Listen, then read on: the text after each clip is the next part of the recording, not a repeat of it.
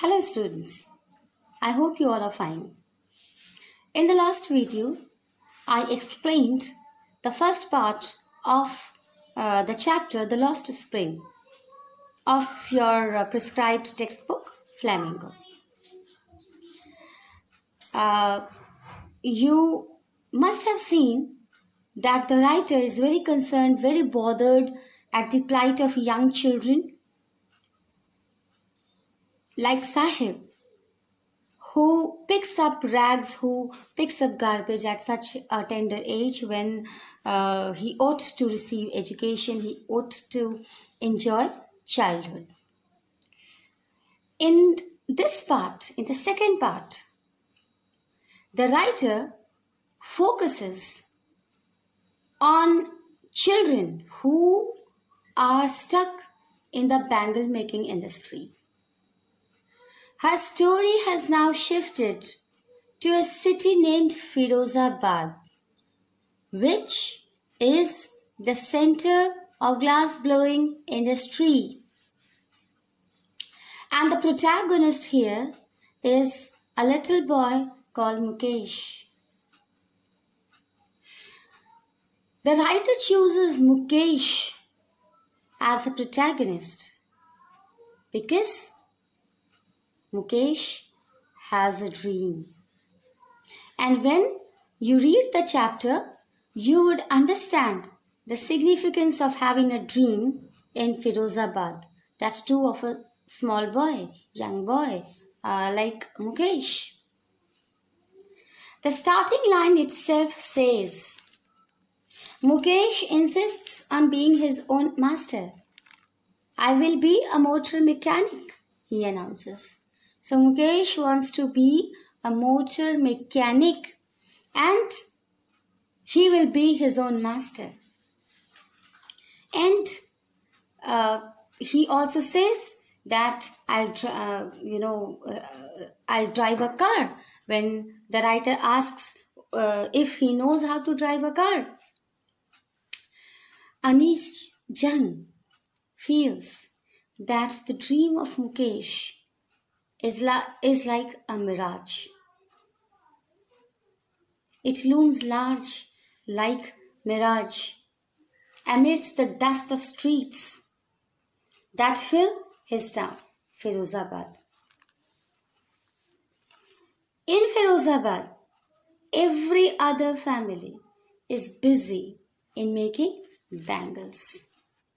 They spend hours wielding glasses in front of furnaces in their small huts. Mukesh's family also is one of them. The writer in a very elaborative tone writes about the condition in which these people live. She writes that nobody knows that it is illegal for children like Mukesh to work in the glass furnaces with high temperatures in dingy cells without air and light. That the law, if enforced, could get him and all those 20,000 children out of their hot furnaces, where they slog day-night hours, often losing the brightness of their eyes. By the time these children get mature, they already have lost their eyesight because of working in such an atmosphere. But she also says that the eyes of Mukesh, they beam. They have a light, they have a glimmer, they have a shine. As he is taking the writer to his home, which he proudly says is being rebuilt. And the writer describes the lanes and the houses which she confronts. She writes about them. We walk down stinking lanes choked with garbage, past homes that remain hovels with crumbling walls, wobbly doors, no windows, crowded with families of humans and animals coexisting in a primeval state. So she says that these houses, they have stinking lanes. They are choked with the garbage. They have very weak doors. They have crumbling walls. And at such a house, Mukesh stops, and the writer gets inside the house of Mukesh. And that is a kind of half-built shack. In one part of it, thatched with dead grass, is a firewood stove over which sits a large vessel of sizzling spinach leaves. So, one part of the house, the food is being prepared. On the ground, in large aluminium platters, are more chopped vegetables. A frail young woman is cooking the evening meal for the whole family. So, a young woman is preparing meal for the family. And when she looks at them, she smiles. And this young woman has been referred as frail, very weak. She is the wife of Mukesh's elder brother.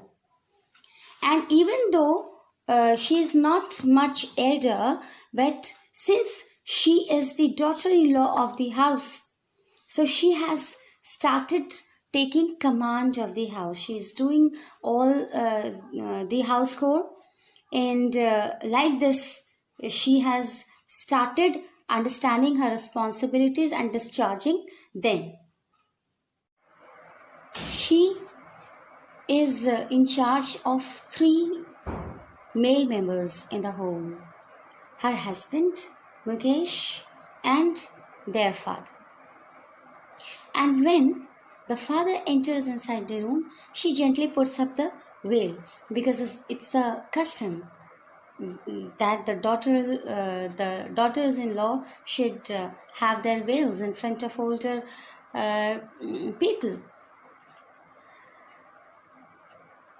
In spite of hard labor throughout lifetime, this old man has failed to send his 2 sons to school. He has been able to do only one thing, and that is teach both his sons the art of bangle making. Mukesh's grandmother, she says that this bangle making is his karam, is destiny. She has watched her own husband go blind with the dust from polishing a glass of these bangles. But she still feels that this bangle making is a God-given lineage. The writer says, born in the caste of bangle makers, they have seen nothing but bangles. In the house, in the yard, in every other house, every other yard, every street in Firozabad. So, these people have seen nothing else than bangles. Different kinds of bangles, different colors of bangles. Whole life in their dark hutments, in front of furnaces, hot furnaces, in their dingy cells, they have kept on making bangles and nothing else. And by the time they become adults, they have already lost their eyesight. The writer speaks about another girl, Savita, who is sitting alongside an elderly woman, and she is soldering pieces of glass, and her hands are moving mechanically like machine. So she is so much thorough with that art of bangle making. Seeing her, the writer feels she doubts if Savita knows about the value, the significance of the bangles which she is making. In our country, bangles are symbol of suhag. Married ladies, they wear bangles. These bangles have great value, auspicious value for all of the Indian ladies. Savita would understand one day the value of bangles when she herself becomes bride. The woman who is sitting beside Savita has bangles on her wrist, but she doesn't have any light in her eyes. She says, "एक वक्त शेर भर खाना भी नहीं खाया." What a pathetic situation. She has not been able to have her meal. She has not been able to sleep with her full stomach throughout her lifetime. Her husband, with a flowing beard, answers that he knows nothing except making bangles. When the writer talks to them, she feels that these people have one important thing which other bangle making families don't have. Yes, they have a roof over their head. They have been able to make a house. So this is the condition prevailing here. Either you make a house for yourself, or you don't have a house, you are simply filling your stomach. Such is the kind of poverty going on there in Firozabad. The writer asks them why these people don't form a cooperative.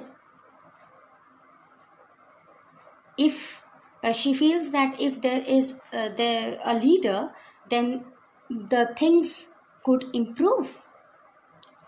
But these people say that if they get organized and if they get form a cooperative, or if they start something of this kind, then they would be dragged by the policemen.